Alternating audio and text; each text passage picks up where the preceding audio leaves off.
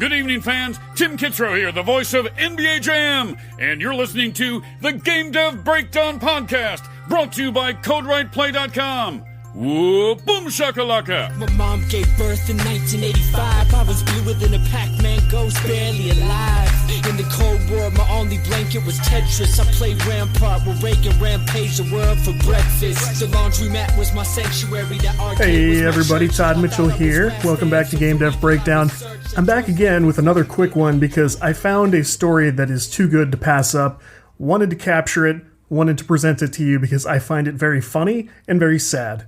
So those are the kinds of things that catch my attention, and here you can decide what you think.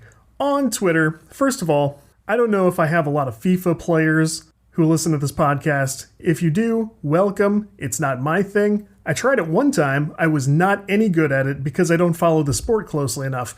But if you play it, glad you're here. It is a very serious game worldwide. I think more so outside the US than within. That's just a byproduct of we don't have as many fans here, but EA claims to take this game very seriously. You'll understand why I said claims here later, but they have a very complicated, very big, structurally complex esports system for this game, which they, I guess, officially support, which is a start. We're in the full swing of that competitive season, or whatever y'all like, the way to the E-World Cup, whatever it is. I tried to understand this. I cannot follow that there's a big long page explaining the season and all the qualifiers and all the point systems. They seem like they put like over $1 million into it, but that's not the biggest deal these days for esports. So, point being, if you're an online competitive FIFA player, you've got a lot of work to do and you have to take it seriously. So, when a pro got on Twitter recently and tweeted what I'm about to read you, again, I thought it was very funny and very sad. And here it is. The guy's name is Sean Galea. He tweets, "I cannot believe it."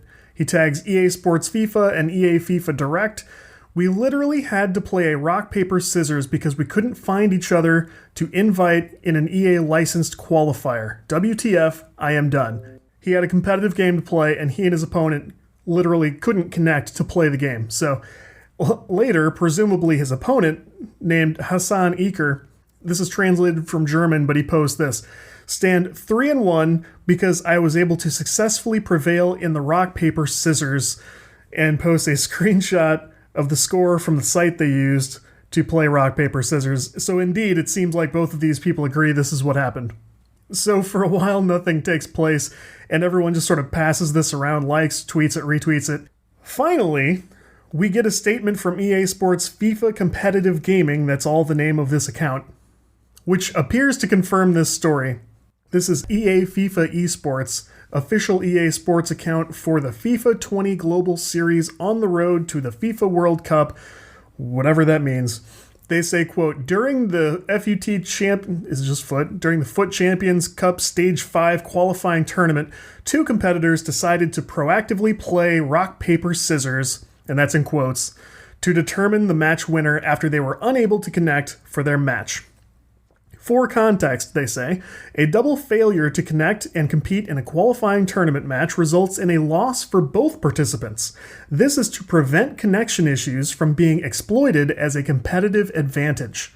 It's important to note rock, paper, scissors did not eliminate either player from the competition as both competed in subsequent matches, but did not advance further in the tournament. We're reviewing this really unique situation to understand what occurred and try to prevent this from happening again, especially as both competitors competed in subsequent matches with clean connections." Okay, that's several paragraphs. They had to screenshot that because it's too long to tweet.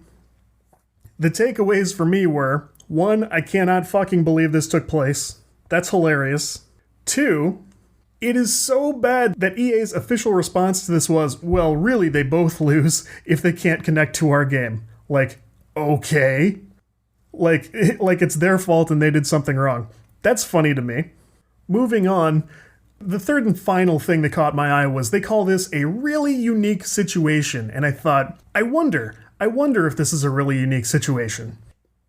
And because I run a podcast and I need to keep you folks entertained if I can, I dug into this too far, further than a normal person would. So I got on Twitter and tried to find a list of other really unique situations by searching terms on Twitter. FIFA qualifier can't connect. That's the phrase I punched in. And I have a list of very unique situations for you. The first one was Alan Avi, who is a verified player. October 2019 says, and he tags the other player, and I matched up in round 2 of the North American, I assume that's North American, online qualifier, and couldn't connect to each other even after restarting our internet/PS4, which led us both to receiving a free loss. We get on COD, they get on Call of Duty to see if they can connect there, and they say we were able to connect on Call of Duty, but not on FIFA. So there's a really unique situation. That was just in October. An account named A Seed tags EA Sports FIFA. Fuck off! Was winning in Foot Champions qualifier final 4-0, and your servers spunked on my life. Cheers, FIFA. Can't connect now. Interesting. Here's one from someone named Melvin. Sorry, but we can't tolerate this incompetent behavior. This is so much more diplomatic. Sorry, but we can't tolerate this incompetent behavior from the Battlefy admins who are giving people an instant loss if they don't play the qualifier KO with 4G and if they can't connect to the EA server. This just now happened with Levi Frederic, Renzo FIFA, and Tactual Sign. Here's another one that says, EA needs to fix these serious issues with the game. To begin with, North American qualifiers are postponed due to a worldwide server hacking. On top of it all, it's Sunday, I want to spend it with my family, but because I'm a serious professional, I decided to proceed with the tournament. I'm playing in a decisive game, winner moves on, loser is out. I kicked my last penalty kick, it goes in and does not register. The admins then decide it wasn't a goal, and because of that, I'm out of the tournament. Then the guy they mentioned earlier, Levi Frederic, posts a screenshot of a discussion with an admin. He says, 3 hours of trying to get into the servers. Admin, hi, how can I help you? M10 Levi. Well, I can't connect to the EA servers, so I raised an issue as stated in your announcement. Admin, please keep trying. End of conversation. Like, the more I dug into this, the more of this I found. So the fact that EA calls these really unique situations is sad and stupid. It's very sad to me. There was an IGN article about this that reported EA also permanently banned a pro player recently from all of its online services for crossing, quote, a line of decency into very personal attacks. I can only imagine what that means. And a number of EA FIFA staff Twitter accounts were immediately hacked. What the hell? So, long story short, EA's support of its own esports game is so bad, apparently, that you may have to play rock, paper, scissors to figure out who wins. And in fact, if you want to play by the rules, if you can't connect to their stuff, you lose. Are people paying to do this? Because that's the saddest thing in the world. No one should be doing this if that's the case. Oh my god. I understand esports is huge, a lot of players play, but once the pros start to rise to the top and they can't play, we might have to look into it, right? I don't know. I do understand everyone is plagued with issues in esports. Some of them are by the publisher's own design. Nintendo has indirectly indicated they have no interest in supporting esports. They refuse to put up any prize money for Smash, even though Smash is really just dedicated... It's designed... It's tailored for competitive gaming. Like, nothing could be so perfect. And, I understand why there's probably not a great pro Mario Kart scene. But why not Smash? Why not Smash? Give the kids something to do, right? But they don't want to put up prize money, and so there's a community for Pro Smash, but everyone hates it and everyone resents Nintendo. There's a well-known Smash Pro who retired recently, and retirement for esports players is probably like 23 or something, But he says 1 year he won 56 different tournaments and only came up with about $45,000. Yikes. On the Microsoft side, Gears of War seems to have a really complicated esports story, and a lot of people sort of describe it like it's this savage underworld of esports. but I don't know enough about it, so I'm not going to comment on it. But it might be another good feature for another time, because I like to dig into this stuff, and I find it very interesting, and it's interesting to me to talk to the people who do this stuff. I'll have my buddy Matt back on. You guys know he's very knowledgeable about esports. He's a competitive gamer, and that's all very compelling stuff to him. Point being, there's a real issue with these online modes being developed like an afterthought. I know in a lot of series we've come far enough, like Call of Duty, maybe that's not the right example, but a lot of games have come so far and they've been around for so long that they understand the importance of the online mode and they take it seriously. They have more development resources put into it, but we do have a lot of games where the online play is developed like it's not important, or at least they don't put enough emphasis on it, and then publishers decide this is going to be huge. This is going to be this gigantic thing, and we're going to do the most serious possible thing we could, which is pit kids against each other for prize money. That impacts kids' lives. That impacts their family's life. Can you imagine you've got a kid and he's like, I've got a shot at this, and I could get money for college and stuff, and you start taking notice like, yeah, shit, yeah, go to it, son.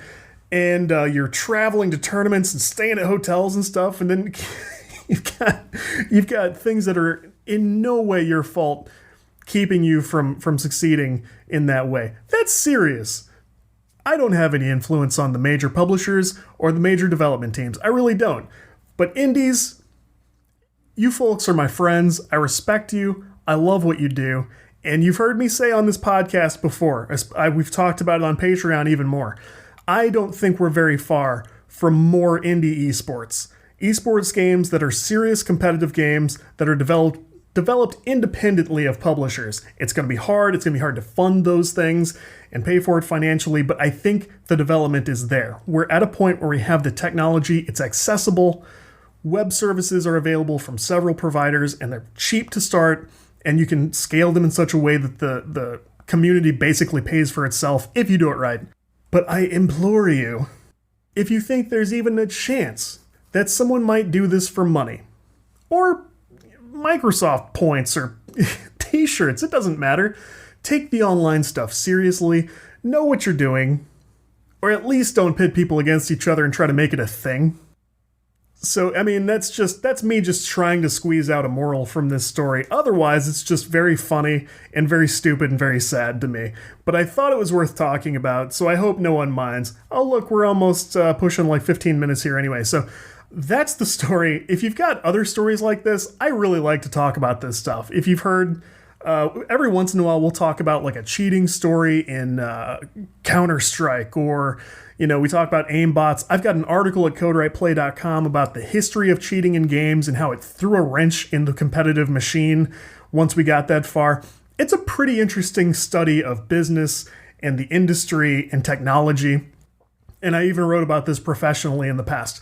But if you have things about this you like to think about, talk about, other news stories you've heard, or if we hear more about this, let's talk about it, because that's very interesting to me. Otherwise, if you enjoy the podcast, please consider subscribing. I won't make this outro long. Show notes at CodeRightPlay.com, Patreon.com/CodeRightPlay if you're interested in joining our sort of creator community there. Otherwise, tell a friend, get in touch. Keep working hard, and I will talk to you guys very soon. Thanks, everybody. Congratulations on your game dev breakdown, whatever that is. Sounds idiotic to me.